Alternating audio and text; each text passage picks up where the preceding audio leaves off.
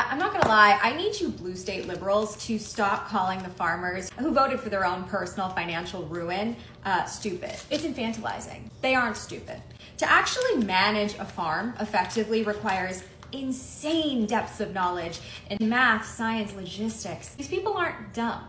But what they are learning for, I think, in some cases, the first time in their lives, is how expensive racism is. They heard Trump loud and clear when he said that he would deport their labor force and that he would tariff essentially all of the inputs they need to run their facilities. And they absolutely heard him when he claimed over and over again that the US gave too much to the world in aid. And therefore those aid streams, which most often include the food these farmers grow, would be cut. They heard it all. They just didn't believe it.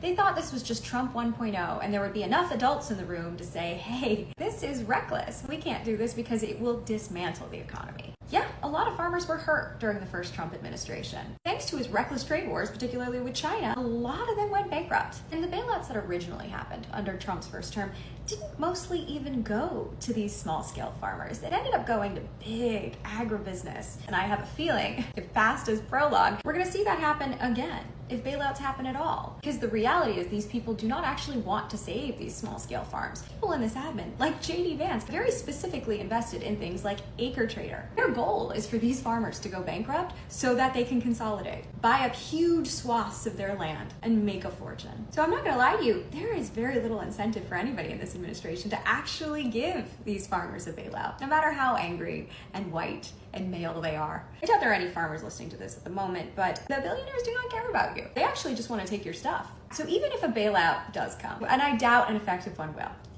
but if it does, it is going to be meager enough to keep these people in dire financial straits. Because the goal of a lot of these billionaires and investment firms is to make them desperate enough to sell.